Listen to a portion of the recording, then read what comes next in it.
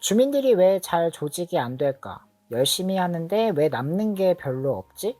나 이거 왜 하지? 라고 생각이 되어 업무의 방향을 점검할 필요가 있는 것 같다고 느껴본 적이 있습니다.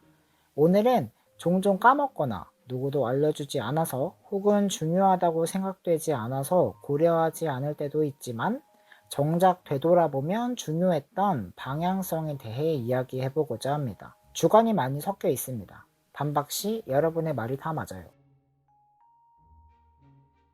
방향성을 가지고 일한다는 건 참 당연한 말인 것 같으면서도 또 그게 뭔지 감이 잘 오지 않는 내용 같기도 합니다. 다만 지역사회 안에서 복지사업을 하는 데 있어 개인의 사회복지사 혹은 팀, 기관 전체가 같은 방향을 가지고 일하는 것은 중요하다고 생각이 됩니다.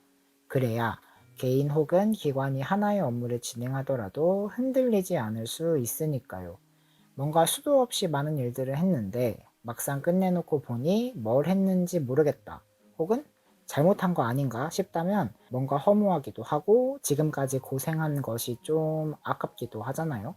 그래서 기관은 각자의 미션과 비전을 설정하고 5개년 계획 같은 장기 목표를 가지고 업무를 진행하기도 하죠. 사실 많은 복지기관들의 미션이나 비전을 보면 함께, 같이, 동행, 성장, 소통, 행복, 희망, 변화 이런 느낌의 단어들을 많이 사용한다는 걸 알 수 있습니다. 아무래도 사회복지가 추구해야 하는 방향이 이런 느낌을 가지고 있다는 걸 전체적으로 공감은 하실 것 같습니다. 생각하는 방향을 내가 아닌 주민들에게 놓고 나아가는 것입니다. 앞서 사회복지기관들이 추구하는 미션이나 비전들이 이런 것들이라고 말씀을 드렸는데 비슷한 것끼리 살짝 묶어보면 주민들과 함께 한다, 우리 같이 성장하자, 우리 행복하자 이런 것들이라고 생각이 돼요. 결국 주체는 주민들이죠. 일단 주민들은 프로그램 이용자가 될 수도 있고 사실 지역 안에는 자원봉사자나 후원자 이런 분들이 함께 계시죠. 그리고 사례관리 당사자 분들이실 수도 있고요. 결국은 주민들이 함께하고 행복하게 변화하고 그걸 위해 소통하자. 우리가 그걸 위해 다양한 프로그램도 하고 지금은 여러 가지 역할을 할 테니까 좀 지역의 복지 증진을 위해 도와달라 라는 입장이라고 저는 생각하는 편이에요. 잠깐 학부생 때 배웠던 가치의 내용 중에 하나를 이야기 드리자면 한 교수님께서 사회복지사가 없어진 세상이 가장 우리가 생각하는 이상적인 세상이다. 우리가 맡은 옹호자, 조정자, 지지자 이런 여러 가지 역할들이 있는데 그게 지역사회 안에서 자연스럽게 일어나는 바로 그때 그걸 위해서 일해야 한다고 하셨죠. 그럼 생각의 구조는 일단 그렇게 가져가야 하는 게 맞다고 생각합니다. 결국은 사람 중심, 주민 중심, 당사자 중심인 거죠. 그래서 우리가 여러 가지 사업을 할 때 종종 조심해야 할 상황이 발생하곤 하는 것 같습니다. 어, 일단 사례 관리하고 계신 분들은 당사자분들을 많이 만나죠. 그럼 사실 엄청 답답합니다.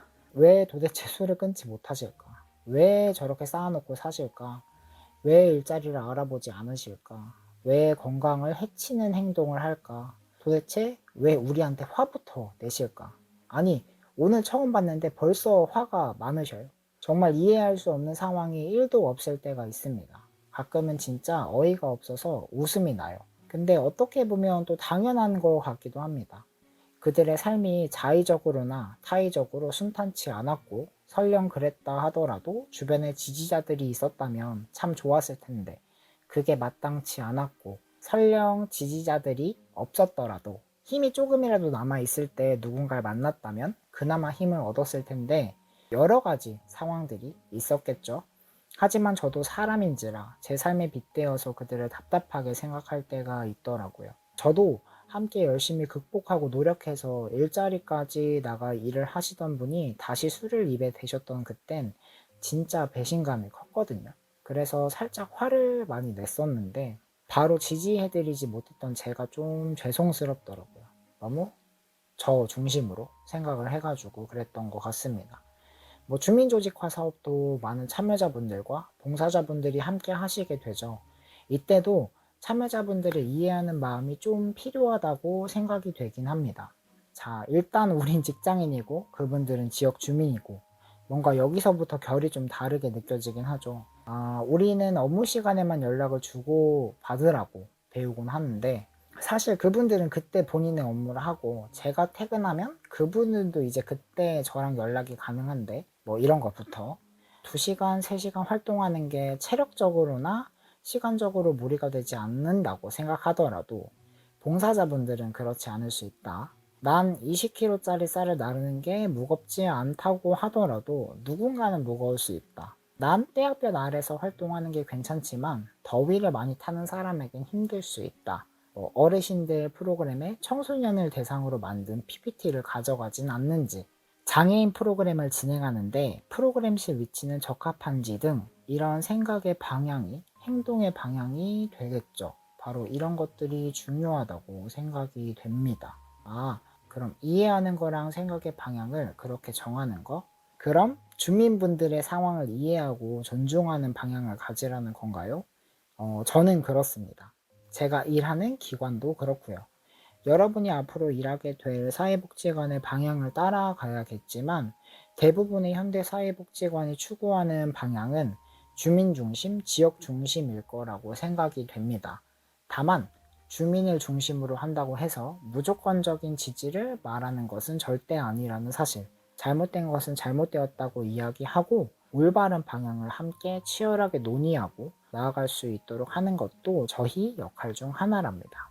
그러니 그 방향을 어떻게 할지 스스로 잘 고민하시고 팀과 함께 잘 고민하시고 기관과 함께 잘 고민하시길 바랍니다. 왜냐면 또 팀원들 사이에 생각이 다르면 부딪힐 수가 있거든요. 그러니 각 팀 방향을 잘 정리하는 과정도 꼭 필요한 것 같습니다.